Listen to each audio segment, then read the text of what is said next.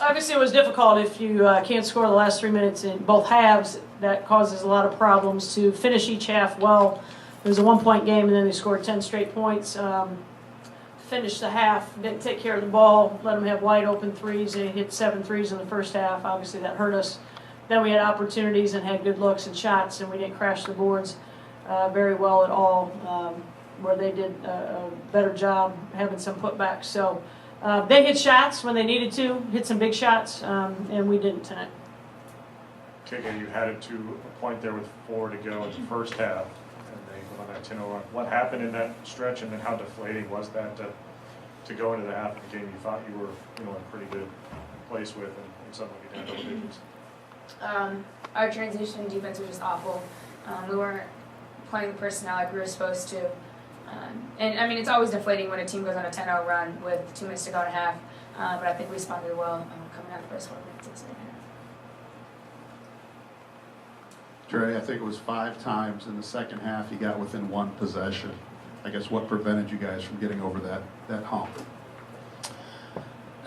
Just kind of like Coach Reed mentioned earlier, just missing assignments, open threes, transition really hurt us. Offensive rebounds, not taking advantage of executing on offense.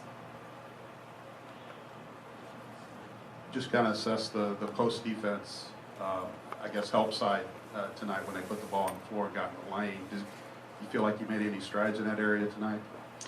Yeah, in addition to help side, I thought we did a poor job as post hedging. I thought we could have helped our guards out a lot better to really stop their penetration. So that's something that we definitely have to check responsibility for. KK, are you guys just out on the perimeter getting beat too often sometimes by dribble penetration? I think it's a collective effort. There's a lot of things right now that aren't just really clicking on our defensive end. One game we're good on defense, other game we're not there. So, yeah. Just Taylor, where were the openings for you tonight, and you feel like you had pretty good position down there all night? I felt like I had good position. I just tried to get their post players deep, and I knew if I got their post players deep that my guards would get me the ball. KK, you feel like Taylor kind of stepped up down low tonight, especially in that second half? Yeah, very much so. Taylor played huge tonight, really well for us. There are times that guards could have done a better job getting him the ball. Trey, is this one just sort of frustrating, just to feel like you guys had maybe some issues straightened out against Minnesota, and to have some of the things that have been hurting you crop back up again here? I mean, any loss is frustrating. It's a dagger when you lose at home. Any other questions for the student athletes?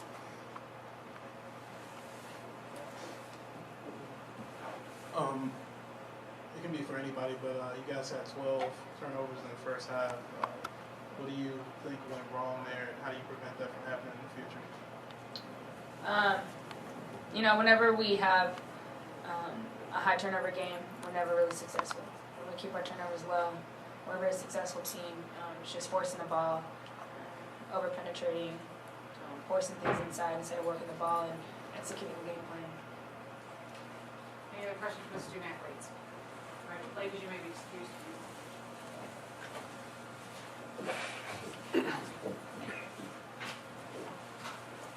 Questions for Coach Bursa?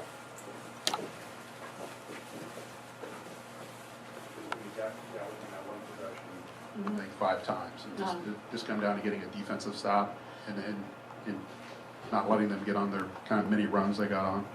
Yeah, I mean, we had it down to 1 on several occasions, and we're trying to execute a play and get the ball inside, and we took a ill-advised 3 that people don't normally shoot, and we told them exactly what we wanted. So it's coming down to execution and mismatches that we saw. And you got to be able to get the ball where we need to get the ball and attack as much as you can. And and that was the key. But they knocked down shots. I mean, when the shot clock was going down, they threw something up, or they had a nice jump shot and they scored. We had some jump shots, we didn't score, but you got to be able to finish. What was going on, going into halftime? What was going through your heads? Because when they came out, it seemed like you guys were ready to go. You came back, I think 2 back-to-back scores, and that was the first time you brought it back to 1-point deficit. and then they just kind of kept attacking you guys and had an answer for every time you had a call. So what was going on there? They knocked down shots. They answered the call. We didn't. You know, I mean, we have games that we knock down shots and other people don't answer the call. They had a great rhythm. They shot well. You know, they executed and understood what they were looking for. You know, the second half, we needed to come out like we, you know, had a kick in the butt at halftime. You know, and we responded. And all we had to do was get ahead. All we had to do is make one shot and get ahead. And that would take care of it. You always just want to get ahead. We could never do that. But you got to give them credit. They did some good things. You had not been turning the ball over very much in the last 5 or 6 games. Just to have the 12 in the first half, how much did that sort of set you back a little bit to make you have to come back in the second? Yeah, I mean, it set us back. And KK shouldn't have 4 turnovers. She should have 1.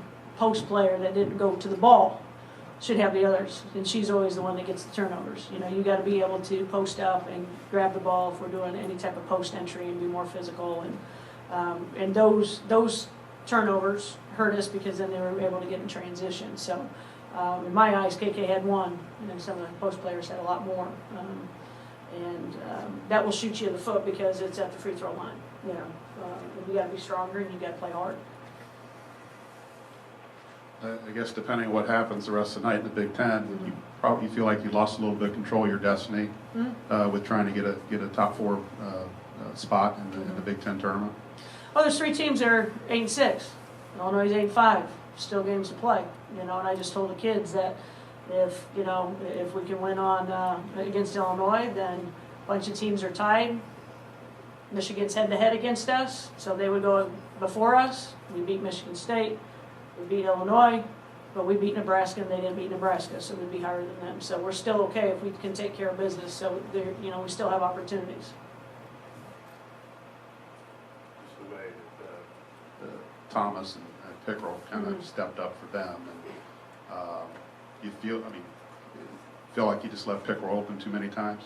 Well, she played a lot of 4 tonight. I mean, they did a good job of playing her at the 4 more than the 3, so we couldn't double team down low, and had to have our 4 players have to chase her. So it was more when she was at the 4 spot and she was popping, knocking down shots, and just not getting there in time or helping off when we were supposed to. Question in the back. Sharon, do you feel like coming down the stretch here, your team's lacking a sense of urgency in taking care of the home court? I don't think it's lack of sense of urgency. I think that you have to perform, and you're going to have great days, and you're going to score and do some things. I thought we played hard. I thought we did a lot of good things. The other team was better than us tonight. Any other questions for Coach?